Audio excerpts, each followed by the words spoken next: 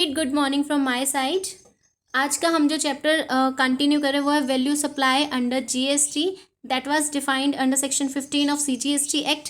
कल हमने इसके बेसिक्स किए थे, अब हम इसके आगे कंटिन्यू कर रहे हैं। सबसे पहले हमने कहा था कि ट्रांजैक्शन वैल्यू के बेसिस पे, जो मैंने आपको नोट्स में से पढ़ाया था, तो हमने कहा था कि सप्लाई के बदले में हमने जो भी कंसिड्रेशन दिया है वो सिर्फ और सिर्फ अगर प्राइस दिया है, सिर्फ कीमत दी है उस सप्लाई की, तो उसके बेसिस पे, और अगर हमें कीमत ही नहीं पता, हमें अदर एलिमेंट्स के बारे में भी कोई नॉलेज नहीं है, ट्रांजैक्शन वैल्यू हम नहीं निकाल सकते, तो हमने सीजीएसटी एक्ट के कुछ अदर रूल्स को फॉलो करना है। फिर हमने बात की थी फर्स्ट पॉइंट की, जो ट्रांजैक्शन वैल्यू के बेसिस पे था। ट्रांजैक्शन वैल्यू के बेसिस पे जब भी हम सप्लाई के टैक्सेबल वैल्यू निकालेंगे, वो सेक्शन 15 की सबसेक्शन 1, सबसेक्शन 2 और सबसेक्शन 3 में डिफाइन किया गया है, जिसमें मैंने आपसे कहा था कि टैक्सेबल सप्लाई की वैल्यू हमने ट्रांजैक्शन वैल्यू लेनी है। ट्रांजैक्शन वैल्यू में हमने कुछ इंक्लूजन्स और कुछ एक्सक्लूजन्स करे थे, यानी कुछ चीज़ों को इंक्लूड किया था और कुछ चीज़ों को हमने एक्सक्लूड किया था। इंक्लूड करने के सेंस में मैंने कहा था कि सप्लायर सप्लाई देने के लिए और जितने भी रिलेटेड खर्चे कर रहा है वो सारे सप्लायर ने करने हैं, वो ऐड करने हैं। अगर कोई सप्लाई रिसीव करने के लिए रिसिपिएंट कोई खर्चा कर रहा है, कोई एक्सपेंसेस कर रहा है, तो वो एक्सपेंसेस भी हमें ऐड करने पड़ेंगे, क्योंकि वो रिसिपिएंट को पे नहीं करने थे, वो तो सप्लायर को पे करने थे। अगर पेमेंट के लिए आपने कोई क्रेडिट अलाउड किया है, कोई टाइम पीरियड दिया है और उस टाइम में पेमेंट नहीं हो रहा, तो उस डिलेड पेमेंट के लिए कोई इंटरेस्ट, कोई पेनल्टी थी, तो वो भी हमें ऐड करना था। उसके बाद मैंने आपको डिस्काउंट वाला पॉइंट बताया था। डिस्काउंट अगर मैंने इनवॉइस में शो कर दिए हैं तो अब मुझे ऐड नहीं करना। मैंने डिस्काउंट को ऐड नहीं किया है, अपने इनवॉइस में नहीं दिखाया, तो अब मुझे उनको ऐड करना पड़ेगा। फिर हमने बात की थी कि डिस्काउंट दो तरह से दिया जा सकता है, या तो सप्लाई से पहले और सप्लाई के टाइम पर, या फिर सप्लाई देने के बाद डिस्काउंट दे सकते हैं। अगर हम सप्लाई के टाइम पे या सप्लाई करने से पहले डिस्काउंट अलाउड कर रहे हैं तो इसका अलग ट्रीटमेंट था। अगर हम सप्लाई करने के बाद डिस्काउंट दे रहे हैं रिसिपिएंट को, तो हमने देखना है कि क्या वो डिस्काउंट हमारी सप्लाई के एग्रीमेंट में हमने लिखा था या नहीं लिखा था। तब वहाँ पे रिसिपिएंट के आईटीसी वाला केस आया था। अब आपके पास जो फर्स्ट डायग्राम दिया हुआ है, आपकी बुक का फर्स्ट डायग्राम, जो सेक्शन 1, सबसेक्शन 2, सबसेक्शन 3, 4, 5 गिवन है, इसको आप छोड़ दीजिए। नेक्स्ट पे आइए, value of taxable supply of good services equals to transaction value. ये मैंने आपको कल भी बताया था, जितना प्राइस या तो आपने दे दिया या फिर अभी पेबल है, आइदर पेड और टू बी पेड। फिर हमने दो कंडीशंस की बात करनी थी, सप्लायर और रिसिपिएंट ये दोनों रिलेटेड नहीं होने चाहिए, और जो हम सप्लाई के बदले में दे रहे हैं वो सिर्फ प्राइस ही हमारा एकमात्र प्रतिफल या कंसिडरेशन होना चाहिए। कल मैंने आपको रिलेटेड और अनरिलेटेड पर्सन्स का बताया था। जैसे एक ही फैमिली के सदस्य हैं तो वो रिलेटेड हैं, एक ही कंपनी के मेंबर्स या डायरेक्टर्स हैं तो वो भी रिलेटेड है। अगर एक व्यक्ति किसी अन्य कंपनी का मेंबर है, कोई और ही कंपनी है, वो उसको नहीं जानता, तो वो अनरिलेटेड है। प्रिंसिपल एजेंट को भी हमने रिलेटेड कहा था। नेक्स्ट पेज पे आइए। अब हमने कहा कि जीएसटी लॉ में, और हमने एक उनकी भी बात की थी, कोई फीस, कोई टैक्सेस जो जीएसटी लॉ वाले तो हमने लेने ही लेने हैं, उनके सिवा अगर कोई और फीस, कोई और टैक्स जो जीएसटी लॉ में नहीं है, कोई अदर लॉ का है, अदर एक्ट का है, तो हमने उनको भी इंक्लूड करना है। फिर हमने एक सब्सिडी वाला पॉइंट किया था। सब्सिडी को मैंने दो पार्ट्स में डिवाइड किया था। सब्सिडी या तो गवर्नमेंट पे करेगी, गवर्नमेंट में भी सेंट्रल और स्टेट गवर्नमेंट। दूसरा, अगर कोई पर्सन देता है। फिर मैंने आपको 100 रुपीज़ वाला एग्जाम्पल दिया था, आई थिंक वो सबको क्लियर है बच्चे। वो 100 रुपीज़ वाला एग्जाम्पल क्लियर है सब्सिडी का?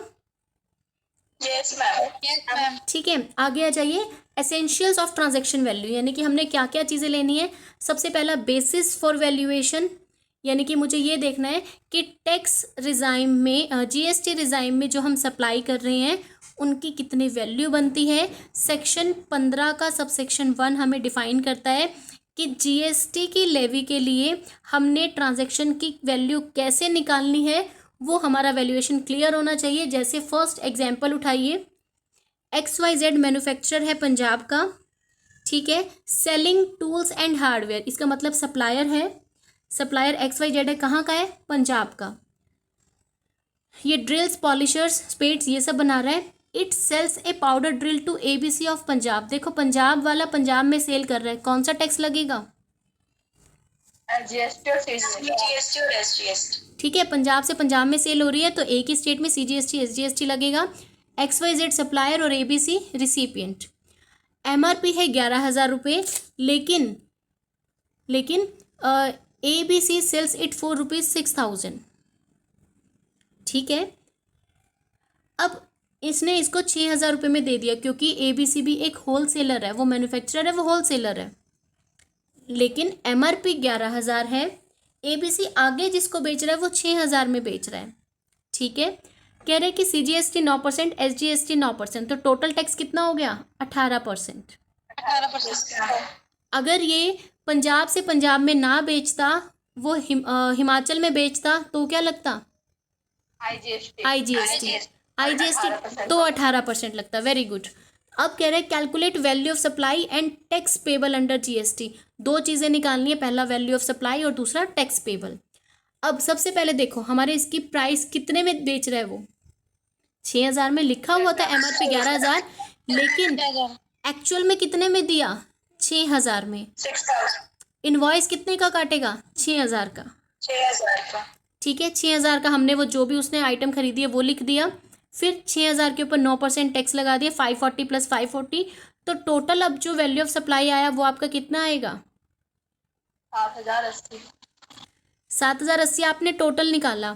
लेकिन अब आप क्या कह रहे हो कि आपने जो ट्रांजैक्शन वैल्यू निकाली है वो आपका प्राइस 6,000 है, तो इसमें आपने जो ट्रांजैक्शन वैल्यू की ली है, अब हमने कहा था कि जब आपका प्राइस सिर्फ सोल कंसीडरेशन है तो आपने सिर्फ उसको लेना है। कल मैंने आपको दो चीज़ों की बात कही थी, value of supply and value of taxable supply. इसने पूछा है वैल्यू ऑफ सप्लाई, इसलिए 6,000 है। अगर वैल्यू ऑफ टैक्सेबल सप्लाई कहे तो वो 7,080, ठीक है, ठीक है बच्चे। Yes ma'am. अब आप यहाँ पे पूछोगे 6,000 लिख के क्यों छोड़ दिया, आगे क्यों नहीं लिखा। वो इसलिए नहीं लिखा क्योंकि ये ITC मिल जाएगा इसको सारा। आगे बात करते हैं प्राइस एक्चुअली पेड और पेबल। ट्रांजैक्शन वैल्यू क्या मानना है, उस प्राइस को मानना है जो या तो हमने दे दिया या फिर अब देना है। नेक्स्ट पे आइए, नेक्स्ट पेज पे दिया हुआ है वैल्यू अंडर GST, क्या टोटल अमाउंट पेबल, जिसमें आपका क्या इंक्लूड होगा, या तो जो हमने दे दिया या फिर जो प्राइस देना है। सेकंड एग्जांपल पे आइए, एक ऑडिट फर्म है पंजाब की, ठीक है, undertakes an audit assignment of his client based in Una. Client Una में है, इसका मतलब वो रिसिपिएंट है ऊना यानी हिमाचल। फर्म कहाँ की है, पंजाब की। कौन सी वाली सेल हो गई, इंटरस्टेट, इंटरस्टेट है, IGST लगना चाहिए। पंजाब और हिमाचल कह रही हूँ ना बेटा मैं। अब कह रहा है कि एक कॉन्ट्रैक्ट लिया इन्होंने, ओके। इस कॉन्ट्रैक्ट में लिखा गया है कि ऑडिट फीस 2 लाख रुपए है और arrangement of taxi by client, client तो ऊना का है, ठीक है, क्लाइंट ही टैक्सी का अरेंजमेंट कर रहा है। भाई सप्लायर जब कोई सर्विसेज देने के सप्लाई करने के लिए कोई भी खर्चा उठाएगा तो वो सारे सप्लायर की वैल्यू में ऐड होंगे, और साथ में अगर रिसिपिएंट ने कोई खर्चा दिया है तो वो भी हमने ऐड करना था। अब कह रहा है कि टैक्सी क्लाइंट ने खुद करी जिसकी वैल्यू 10,000 रुपये थी, तो भाई 2 लाख में इसको भी ऐड कर दो, सिंपल, क्योंकि ये सारे खर्चे तो सप्लायर ने देने हैं। तो अब वैल्यू ऑफ टैक्सेबल सप्लाई कितनी बन जाएगी, 2,10,000। 2,10,000। क्लियर है बच्चे। हाँ बोलो क्या प्रॉब्लम है, बोलो। मैम ये क्लाइंट क्यों पे कर रहा है टैक्सी का मतलब जो है, क्योंकि ये अब तो सप्लायर को करना चाहिए था। हाँ तभी तो ऐड किया हमने।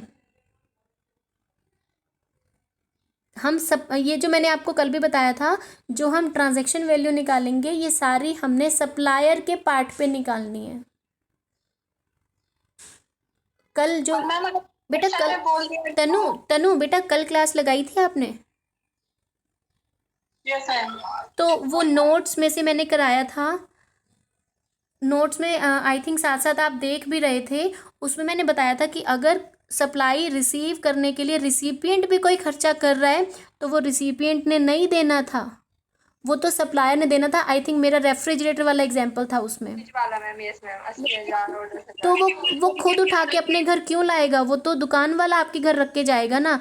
अगर आपके घर जिसने रखा उस ऑटो वाले को आप पैसे दे रहे हो तो आप क्यों दोगे, वो सप्लायर की वैल्यू में ऐड हो जाएंगे क्योंकि वो सप्लायर से आपको वापस मिल जाएंगे।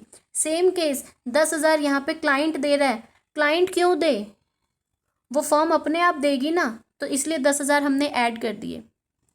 अब ठीक है। पर मैम मतलब इसमें ऐसा नहीं बोलेगा कि मतलब जो जो क्या नाम है इसका, सप्लायर रिसिपिएंट, रिसिपिएंट। बच्चे आप लोग इसमें तो कंफ्यूज नहीं हो ना, सप्लायर और रिसिपिएंट। No ma'am.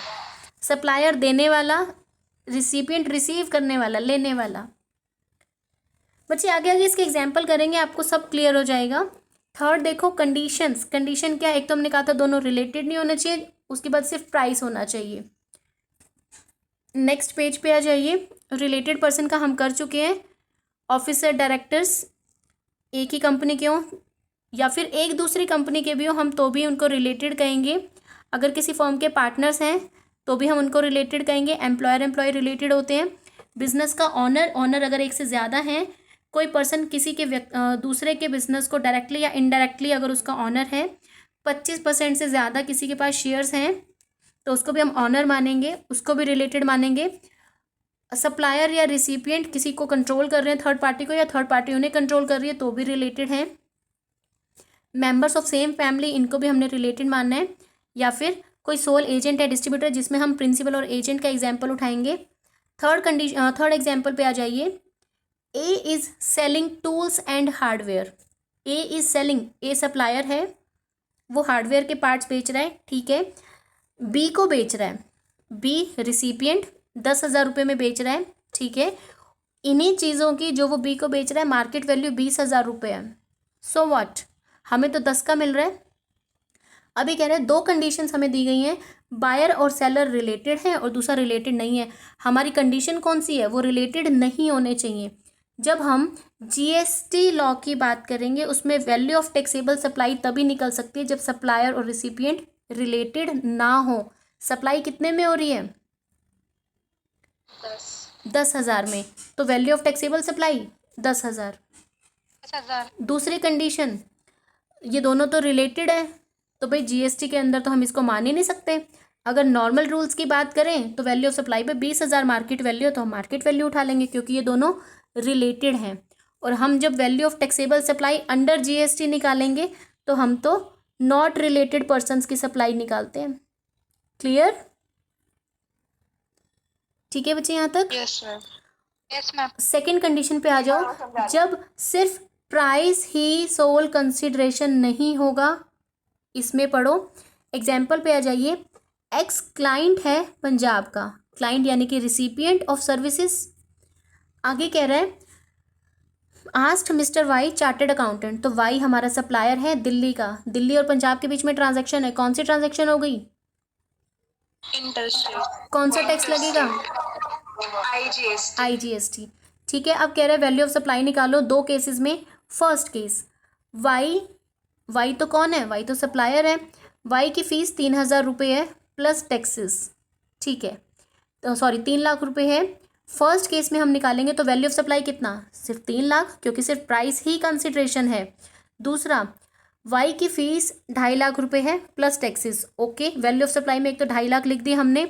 आगे कह रहे हैं फर्दर, वाई जो कि सप्लायर है वो कह रहा है क्लाइंट को कि सर्विस देने के बदले में जो मैं आपको अपनी सीए वाली सर्विसेज दूंगा उसके बदले में मेरे बेटे का स्कूल में एडमिशन करा दो फ्री में, ठीक है। वाई को सर्विसेज लेनी है, वो कराएगा। उस एडमिशन की फ़ीस है 75,000 रुपये। तो क्या सिर्फ प्राइस पे किया जा रहा है, नहीं, प्राइस के साथ क्लाइंट तो 75,000 और भी कहीं पे करेगा। तो अब वैल्यू ऑफ सप्लाई में इसलिए इसको भी ऐड करना पड़ेगा। अब 2.5 लाख जो उसने सप्लायर को देने हैं प्लस 75,000 जो उसने कहीं बाहर पे किए। तो सप्लायर के बिहाफ पे जब हम बात करेंगे तो वैल्यू ऑफ टैक्सेबल सप्लाई वो सारे खर्चे जो कि सप्लायर को कहीं ना कहीं देने चाहिए थे, रिसिपिएंट अगर कहीं भी दे रहा है तो हम ऐड कर देंगे। 2.5 lakh plus 75,000 that is 3,25,000। Clear है बच्चे?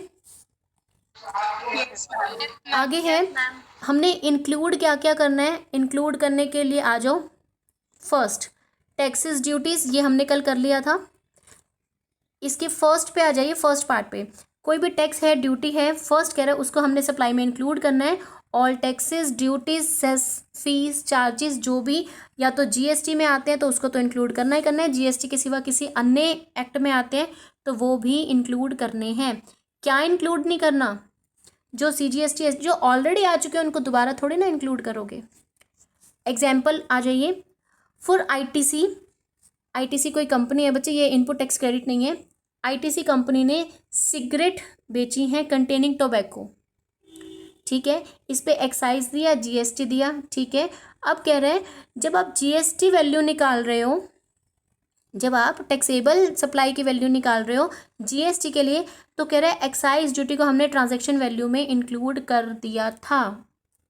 एक्साइज, क्योंकि जब आपने जीएसटी की बात की तो आपने कहा था जैसे ही कोई गुड्स इंपोर्ट होके इंडियन टेरिटरी में आ जाती हैं तो वो इंटरस्टेट ट्रांजैक्शन मान के उसके ऊपर हम टैक्स लगा देंगे। ये हम डिस्कस कर चुके हैं।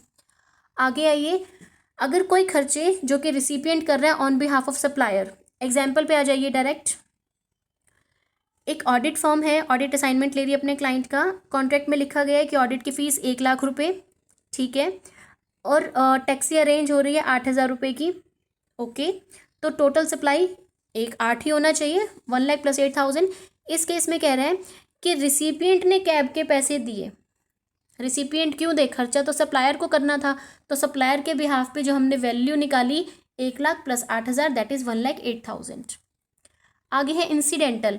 सप्लायर जैसे भी सप्लाई कर रहा था, रिसिपिएंट कहता है मुझे ऐसे नहीं चाहिए, मुझे स्पेशल तरह से चाहिए।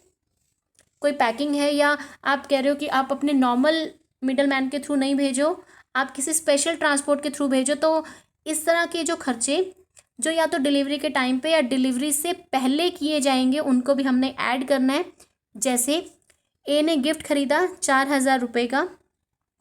ए ने सप्लायर को बोला कि आप स्पेशल पैकिंग करो, ठीक है, उस पैकिंग के लिए उसने कहा 500 रुपये लगेंगे। ए कह रहा है मैं दे दूंगा। अब बताओ, ये एडिशनल खर्चे हैं तो ये भी ऐड हो जाने चाहिए क्योंकि ये सारे सप्लायर को खुद करने चाहिए। उसे कस्टम बेस्ड प्रोडक्ट बनाने चाहिए, यानी कस्टमर्स की नीड के अकॉर्डिंग बनाने चाहिए। अब यहाँ पे ट्रांजैक्शन वैल्यू 4,000 का तो वो गिफ्ट प्लस 500 रुपये उसके पैकेजिंग के। अब ये जो 500 रुपये एक्स्ट्रा हैं ये रिसिपिएंट सप्लायर को अलग से पे कर रहा है, इसीलिए इस पैकिंग के खर्चे को भी हमें वैल्यू ऑफ सप्लाई में ऐड करना पड़ेगा, चाहे रिसिपिएंट साथ में पे करे या वो अलग से पे करे। उसके बाद इंटरेस्ट लेट फीस वाला, जो मैंने कल आपको शायद 3 महीने वाला एग्जाम्पल कराया था, 3 मंथ्स के बाद पेमेंट आई थी। Girls remember that? है ना, वो 2 महीने का हमने लगाया था। सेम केस लो यहाँ पे भी आ गया। मिस्टर ए ने बी को सप्लाई किए 30 दिन के क्रेडिट पे, उसके बाद कह रहे हैं अगर लेट हो जाता है तो हम 12% लगाएंगे। ये कल हमने प्रैक्टिकली करके देखा था। आगे आ जाइए, सब्सिडीज। सब्सिडी हम पहले ही कर चुके हैं, 100 रुपये वाला एग्जाम्पल। इसमें से तो नहीं करना बच्चे अब दोबारा,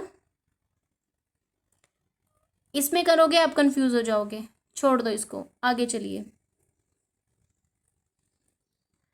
आगे हमारे पास आता है, अभी तक हमने किया इंक्लूड क्या क्या करना है, क्या क्या इंक्लूड किया। कोई पैकिंग के खर्चे थे, इंक्लूड कर दिया। कैब के पैसे क्लाइंट ने दिए थे, क्लाइंट क्यों दे, सप्लायर देगा इसलिए ऐड कर दिए। कोई सब्सिडी थी, सब्सिडी का मैंने आपको बताया था कब ऐड करनी है कब ऐड नहीं करनी। आपने पेमेंट करनी थी, पेमेंट रिसीव करनी थी, आपका कस्टमर पेमेंट करने में लेट कर रहा है तो वो ब्याज आपकी वैल्यू ऑफ सप्लाई में ऐड हो जाएगा। उसके बाद आपने डिस्काउंट्स को देखना है, डिस्काउंट तो हमने इंक्लूड ही नहीं करे थे। अब हम बात करेंगे कि किन चीज़ों को इंक्लूड नहीं करना। डिस्काउंट, कल ये हमने डायग्राम जो मेरे नोट्स थे 2 टाइप का किया था, सप्लाई से पहले वाले डिस्काउंट या सप्लाई के टाइम पे और सप्लाई के बाद वाले। सीधा इसके एग्जाम्पल पे आ जाइए। मिस्टर एक्स वाला मिल गया बेटा, 10,000 रुपये वाला एग्जाम्पल। Yes ma'am. गर्ल्स मिल गया सबको?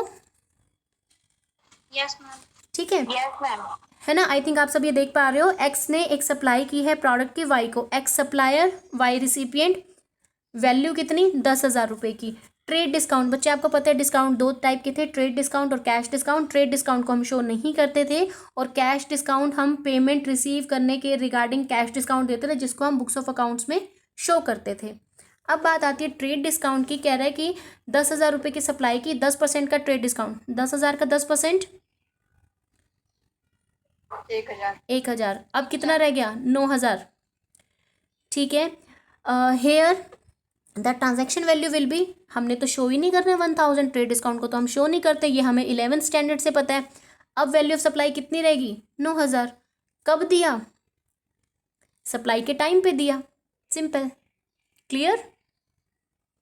Yes ma'am. अब देखो, अब वो मेरे नोट्स वाला PDF आप खोल सकते हो या फिर आपने कहीं पे लिखा होगा या पढ़ा होगा। तो मैंने कहा था अगर हमने डिस्काउंट पहले दिया, फिर 2 केसेस किए थे, इनवॉइस में लिखा है या नहीं लिखा है, हम इसको तो लिखते ही नहीं है तो हम इंक्लूड भी नहीं करेंगे।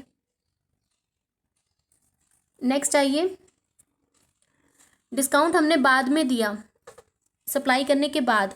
तो पहला पॉइंट कि जो मैंने सप्लाई की थी उस टाइम पे हमने एग्रीमेंट किया था सप्लायर और रिसिपिएंट का, क्या उस एग्रीमेंट में लिखा हुआ था? अगर एग्रीमेंट में लिखा हुआ था तो क्या वो हमारे इनवॉइस से रिलेटेड है, हमारे बिल से रिलेटेड है, तो ही हम इनवॉइस से रिलेटेड होने की वजह से देखेंगे कि क्या उसको लिखा गया था। नहीं लिखा गया तो क्या वो रिलेट हो सकता है? हो सकता है, तो तब हमने देखना है कि उसको ऐड करना है या नहीं करना है। दूसरा, कितना प्रपोर्शन हमारा रिसिपिएंट उस डिस्काउंट पे ITC ले चुका है। ये एग्जाम्पल थोड़ा टिपिकल है, अगर आप चाहें तो हम कर सकते हैं। चलो ट्राई करते हैं। मिस्टर वाई, इसने एक वॉशिंग मशीन खरीदी। Y customer, recipient, X supplier, 15,000 रुपये का। Okay, this is quite simple. ठीक है बच्चे, 1 सितंबर 2017 को ख़रीदा है। 1 अक्टूबर को एक्स ने डिस्काउंट दिया। अब देखो, सप्लाई तो 1 सितंबर को हो गई, सप्लायर ने अक्टूबर में डिस्काउंट दिया। कब हुआ? आफ्टर सप्लाई, है ना गर्ल्स? ये वाला डिस्काउंट कब है? सप्लाई के बाद है। Yes ma'am. आगे कह रहे हैं मिस्टर वाई ने पेमेंट की। अब वो कितनी पेमेंट करेगा? 15,000 कर लिया था, 2,000 डिस्काउंट मिल गया, अब कितनी पेमेंट की जाएगी? 15,000 का था, 2,000 का तो वो कह रहे हैं डिस्काउंट ले लो, तो अब उसको पेमेंट करनी है 13,000 की। लेकिन ये 13,000 की पेमेंट कब है? कब दिया उसने डिस्काउंट? सप्लाई के बाद दिया। 1 महीने के बाद दिया ना, तो हमें सप्लाई के टाइम पे नहीं पता था, ना ही हमें सप्लाई से पहले पता था कि हमें कोई डिस्काउंट मिल जाएगा, हमें नहीं पता था। तो अगर मैं उस टाइम की बात करूं, सप्लाई के टाइम की, तो ट्रांजैक्शन वैल्यू 15,000 होनी चाहिए थी। अब ये कह रहे हैं अगर डिस्काउंट हमने अपने सप्लाई के टाइम जो कॉन्ट्रैक्ट किया था उस कॉन्ट्रैक्ट में लिखा हुआ है तो वैल्यू ऑफ सप्लाई 13,000, अगर हमने नहीं लिखा हुआ तो वैल्यू ऑफ सप्लाई 15,000। समझ गए मैम। ठीक है बच्चे, क्लियर? Yes ma'am. ठीक है, आगे हमारे आएंगे सेक्शन 15 के सबसेक्शन 4 और सबसेक्शन 5, उसको हम अलग से बोलते हैं GST के वैल्यू ऑफ सप्लाई निकालने के कुछ रूल्स, जो कि रूल नंबर 27 से 35 हैं। ये रूल्स हम कल डिस्कस करेंगे। That's all for basics of value of taxable supply.